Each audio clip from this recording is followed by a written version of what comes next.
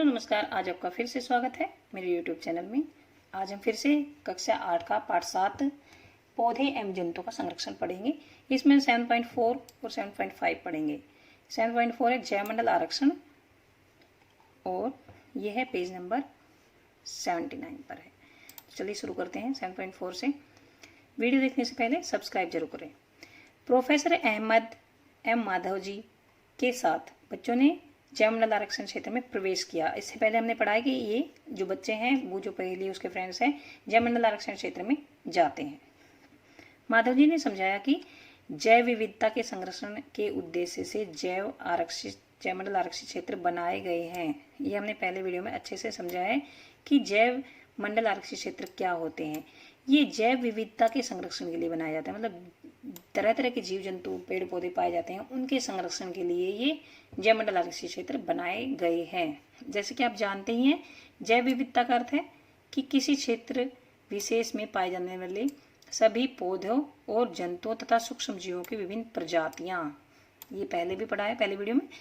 जैव विविधता क्या होती है?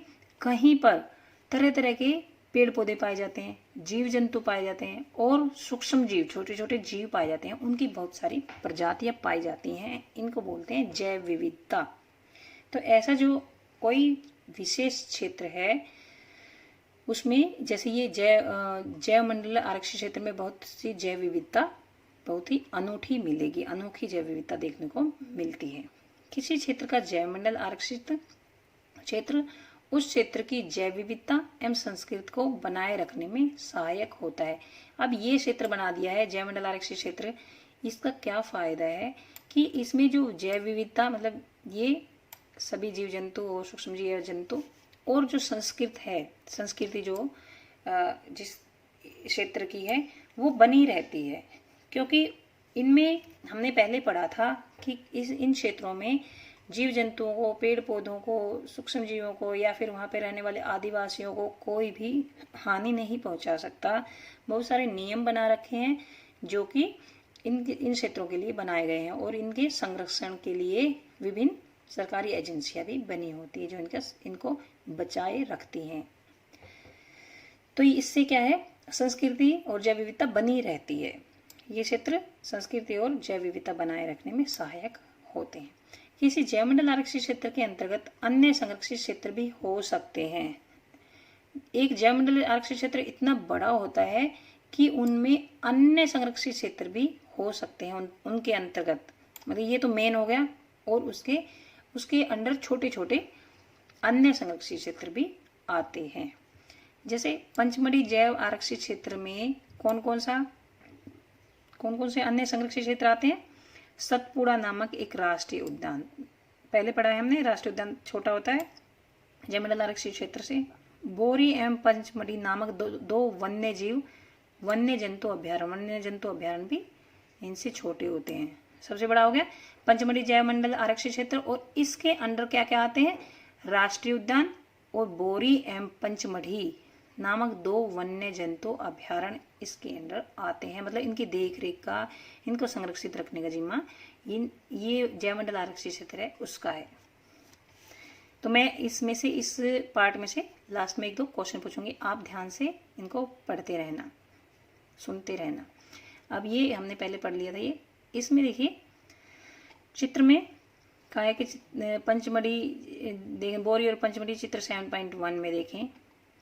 ये पंचमढ़ी अभ्यारण्य हो गया है, ये बोरी अभ्यारण्य है, ये रहा ये संरक्षित क्षेत्र है, ये सतपुड़ा राष्ट्रीय उद्यान है।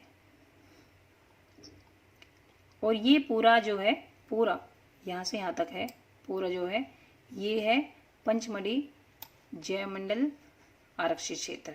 इसके अंदर ये छोटे छोटे आरक्षित क्षेत्र आते हैं। इसके बाद 7.4 में आते हैं। आपके अपने क्षेत्र में जैव विविधता को विक्षोभित करने वाले कारकों की सूची बनाइए। इनमें से कुछ क्रियाकलाप अनजाने में ही जैव विविधता में विक्षोभ उत्पन्न कर सकते हैं। मनुष्य की इन गतिविधियों की सूची बनाइए। जैव विविधता में विक्षोभित करने का मतलब क्या होता है कि जैव विविधता को हानि पहुंचाना। जैसे मान लो हम पेड़ पौधों को काटते हैं तो बहुत सारे प्लांट्स हैं वो उनकी प्रजातियां खत्म हो जाती हैं, तो जैव विविधता विक्षोभित होगी। बहुत सारे जीव जंतु को मार देते हैं, शिकार करते हैं, तो उसमें भी जैव विविधता में विकसोम आए हैं। तो इस प्रकार से ऐसे कई कारक हैं, इनकी सूची बनानी है जो कि जैव विविधता को विक्षोभित करते हैं। इनमें से कुछ क्रियाकलाप अनजाने में भी हो जाते हैं। मनुष्य की इन गतिविधियों की सूची बनाइए, इन्हें रोका कैसे जा सकता है, अपनी कक्षा में इसकी चर्चा कीजिए और इसकी संक्षिप्त रिपोर्ट अपनी कॉपी में लिखिए। जैसे देखिए एक छोटा सा उदाहरण लेते हैं, जैसे हमें हमारे आसपास बहुत सारे पेड़ पौधे, हमने एक जमीन ले रखी है, बहुत सारे पेड़ पौधे मान लो उसमें, अब हमें वहां पर घर बनाना है तो हम उन पेड़ पौधों को काट देंगे, पेड़ पौधे काटने पड़ेंगे क्योंकि मकान बनाना हमारी जरूरत है। तो ये हमें जानते हैं हम कि इन पेड़ पौधों को काटने से नुकसान है, फिर भी हमें ये करना पड़ता है। तो इससे क्या होगा, जैव विविधता को वो होगी, हानि होगी, क्योंकि जो पेड़ पौधे हैं वो कम हो जाएंगे। तो इस प्रकार से आपको भी चर्चा करनी है, कोई भी टॉपिक ले लेंगे और इनकी सूची बनानी है कि कौन कौन सी ऐसी गतिविधियां हैं जो कि जैव विविधता को विक्षोभित करते हैं।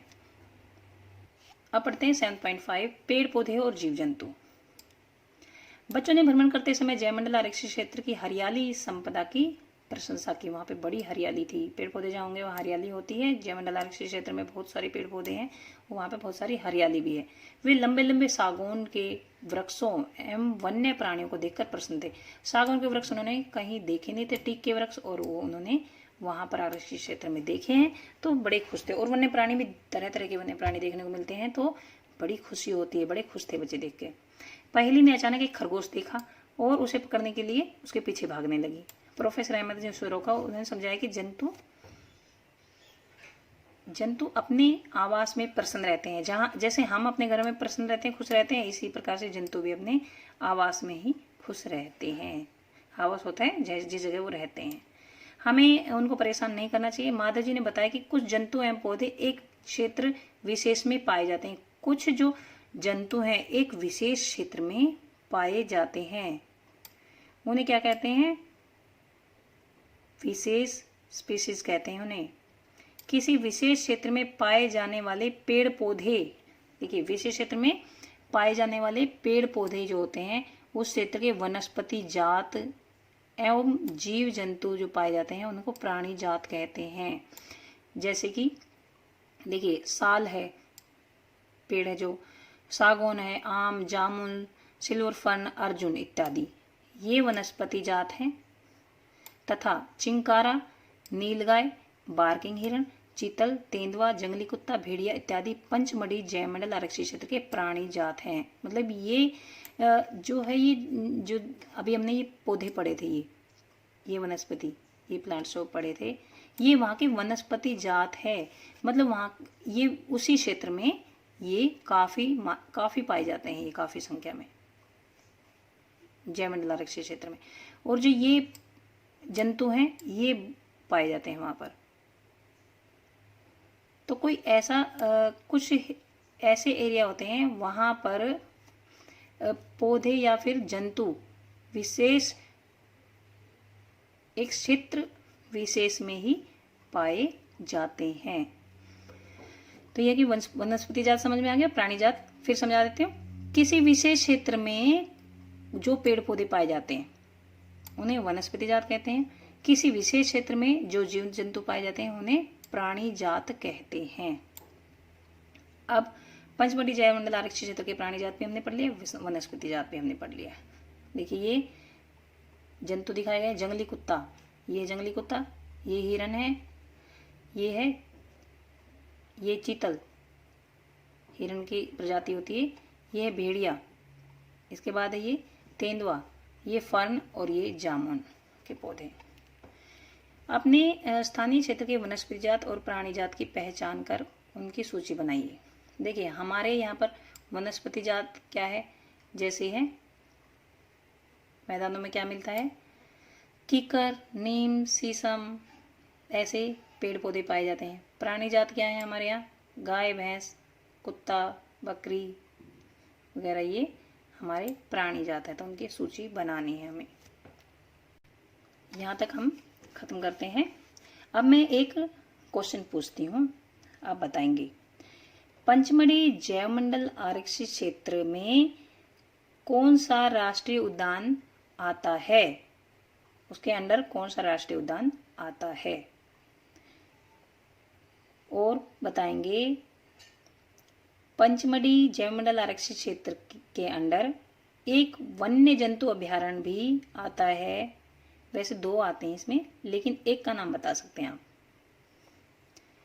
इसका उत्तर है, पहले का उत्तर है जैवमंडल आरक्षित क्षेत्र में सतपुड़ा नामक राष्ट्रीय उद्यान आता है और बोरी एवं पंचमढ़ी नामक 2 वन्य जंतु अभयारण्य इसके अंडर आते हैं। अब बताएंगे पंचमढ़ी जैवमंडल आरक्षित क्षेत्र के प्राणी जात कौन कौन से हैं। इसमें आप इनके नाम बताएंगे प्राणी जात के, अभी अभी पढ़ा हमने। दूसरा, पंचमढ़ी जैवमंडल आरक्षित क्षेत्र के वनस्पति जात के नाम बताइए। ये आप इस पार्ट को फिर दोबारा से सुनेंगे और इसके उत्तर अपनी नोटबुक में लिखेंगे। वीडियो पसंद आए तो सब्सक्राइब करना न भूलें। धन्यवाद।